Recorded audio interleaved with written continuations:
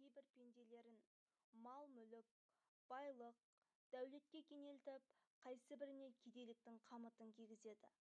Бұған қоса адамның білімінің, тәжірибесінің де, еңбегінің де байлыққа қол жеткізу үшін керекті себеп екенін ұмытпағанымыз жөн. Бірақ бай болу үшін адамның бұл қасиеттерге ие болуы жеткілікті емес. Өйткені Алла тағала дүние-мүлікке ие болудың барлық себептері мен шарттарын орындап, күндіз-түні зыр жүгірген адамға байлық бермеуі де мүмкін. Яғни бұл тұста пешене рызық мәселелерін де ескерген жөн. Әрбір адам мол рызыққа, несібеге жету үшін қолынан келер бар іс-әрекетті жасауы тиіс. Сосын Раббысының нәсіп еткен азды-көпті үлесіне разы болып, соған қанағат етуі ләзім. Байлықты әрдайым Алланың құлдарына берген жақсылығы деп түсінбеуіміз қажет. Әсілінде оның құлдарына берген байлығы да, кедейлігі де сынақ. Құран кәрімде сендердің малдарың да, бала-шағаларың да сынақ ретінде берілді делінеді.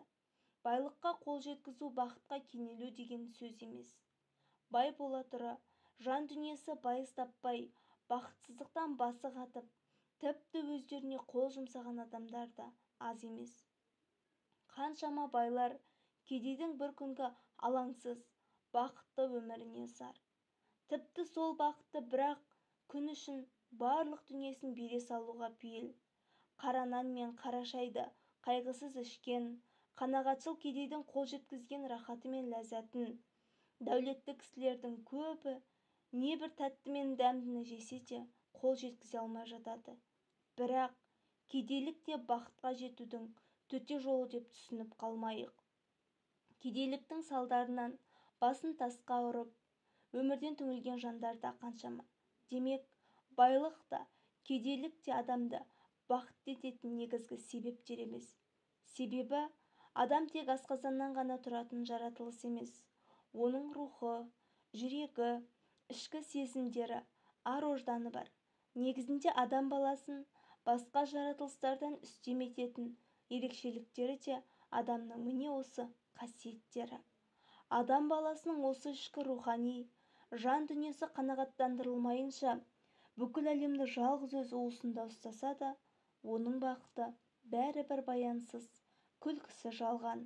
Шын туайтында әр адам жағдайы өзінен жоғарыға емес, өзінен де нашар адамдарға қарап, өз жағдайына қанағат етуді, шүкіршілік жасауды, ғұмырының негізгі ұстанымы ете білсе, өмірден опық жемейтіндігі ақиқат. Мысалы, кез келген адам өзінен де жағдайы жақсы адамды өмірде кездестірері шындық. Сонда әлгі адам өз басына жетерлік жағдайы болса да, ана адамға қарағанда өзінің кедейлеу болғанын ойлап, ішінен әлдебір қызғаныш тырмалап, өз-өзін кедей санайды. Құдайға назалануы мүмкін. Ал ана бай өзінен де бай басқа адамдарды көріп, ол да бәсекелестік пен қызғаныштың шырмауына түсуі ықтимал. Алайда өздерінен де төмен жағдайдағы адамдарға бір сәт көз тастап, өзіне берілген жақсылықтарға ой жүгіртсе, Құдайға мұң шағуды қойып, шүкіршілікке бет бұрар еді. Адам көбіне есепсіз Құдай тағаланың берген теңдесі жоқ өз бойындағы байлықтарынан хабарсыз. Зағип адам ешқашан үйдің тарлығын айтып шағымданбайды. Япыр-ай, көз деген айналайын. Басқа ешбір байлықпен өлшенбейтін Құдайдың берген керемет сый екен ғой. Мен мұны неліктен ерте сезінбедім екенмін деп, Құдайдан жатса да, тұрса да басқа дүниені емес, тек өзінің көзінің айығуын тілейді. Ашаршылыққа душар болған жұртта шіркін, бір үзім нан болса ғой деп аңсайды.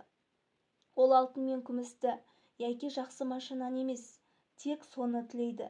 Демек, кедейлік пен байлық адамның өз жүрегінде, қанағат сандығында жатыр. Байлық та, кедейлік те өзгелерге қарап, өлшенгендіктен бұлардың бәрі салыстырмалы түрде болмақ. Пайғамбарымыз бір хадисінде өздеріне көп берілгендерге емес, аз берілгендерге қараңдар. Сонда ғана Алла тағаланың сендерге нәсіп еткен нығметтердің қадір қасиетін ұғынасыңдар деген. ыбырай алтынсариннің сахып атты мына бір қысқа әңгімесі осы айтқанымызды дөп басып суреттегендей. сахып деген бір жақсы кісі мал жинамай жүріп, ақырында әл кеткенде қатты кедейшілікке тартып, бір күні етігі болмаған соң жалаң аяқ далада жүргенде аяқтарын тас жыртып, ренжіңкіретіп, сөйтіп келе жатып екі аяғы жоқ, ағаш балдақпен жүрген бір тіленшіге жолығыпты. Мұны көріп Сақып ақ ұрып айтты дейді: әй құдайым-ау, ренжігеніме тоба қылдым. Шүкір саған, менің жүруге аяғымды аман сақтағаныңа. Мынау балдақты бишараға жаңадан аяқ табылса, жалаң аяқ болса да жүруді дүниенің бір қызығы деп білер еді-ау деді. Алла тағала барлық құлдарын неліктен бірдей бай етіп жаратпаған деуде орынсыз. Өйткені жалпы жаратылыстың өзі позитив және негативтік жүйеден құралған. Токтағы минус, плюс, бұлттардағы негатив, позитив ағымдары және де қатты жұмсақ, суық ыстық, қараңғы жарық, әйел еркек сияқты көптеген мысал келтіруге болады. Ғаламның негізгі бір бөлшегі саналатын адамзат та ғаламдағы осы кереғар заңдылыққа бағынуы тиіс. Сөйтіп қоғамның бір тұтастығы, өзара үйлесімділік сақталады. Қоғамдағы әрбір тұлға басқа бір тұлғамен бірігіп селбескенде ғана өз қажеттіліктерін қамтамасыз етеді.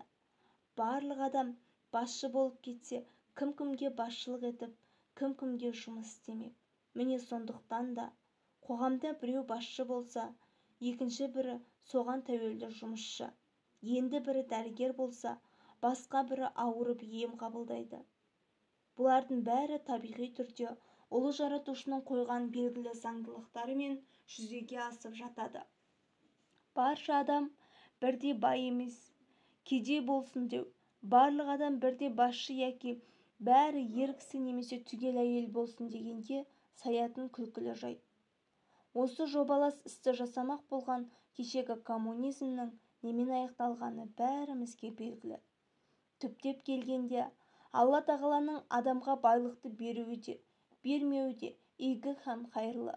Адам егер берілген мал-мүлікті, дүниені жақсы жолда жұмсап, сол байлық берген оның шынайы иесіне үнемі шүкір етіп, кедей-кепшіктерге қол ұшын созып, ғұмырын ізгілікпен, қайырымдылықпен өрнектей білсе, онда байлық ол адам үшін әлбетте қайырлы.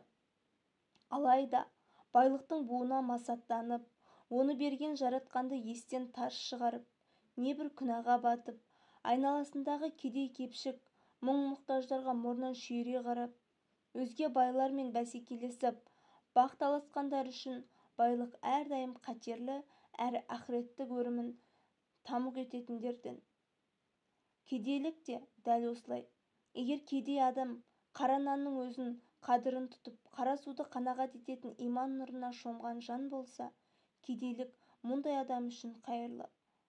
Өзінің әлсіздігін түсініп, ұлы жаратушысына деген мұқтаждығын әр сәт естен шығармауға итермелейтін кедейшілікті қалай ғана қайырсыз дей аламыз. Иманды жан ұлы иесіне неге кедейлік бердің деп шағым жасауы былай тұрсын, маған байлық бергеніңде, бәлкім сол байлықтың буына масаттанып, сені естен шығарып, саған деген мұқтаждығым қазіргідей сезінбес пе едім деп, кедейлікпен сынаған Раббысына шүкір етеді. Кедейлік әрдайым Раббысы тарапынан тарту етілген сансыз сауаптың қазынасы мен мәңгілік байлықтың қайнар көзі деп біледі. Себебі кедейлігіне сабыр етіп, шүкір ете білген жан Раббысының ризашылығына бөленіп, ақыретте мәңгілік бақытқа кенеледі. Ал керісінше, жүрегі иманмен нұрланбаған жандар үшін кедейлік те қайырсыз. Күн сайын байлардың байлығын қызыға қарап, өзі ондай мал-мүлікке ие болмағандықтың ішін қызғаныш өрті шалып, үнемі өзгелердің ақшасын сырттай санап, әуре болады. Мұндай жандар уақыт өте келе Раббысына қарсы шығып, күпірліктің тас түнегінен бір-ақ шығады. Сөйтіп кедейлік сыннан сүріне құлап, ақыретінде де ойран етеді. Міне, ұлы жаратушының байлығы да, кедейлігі де адамдар үшін сынақ. Байлықты да, кедейлікті де жаман дей алмаймыз, өйткені бұлардың қайырлы яки қайырсыз болуы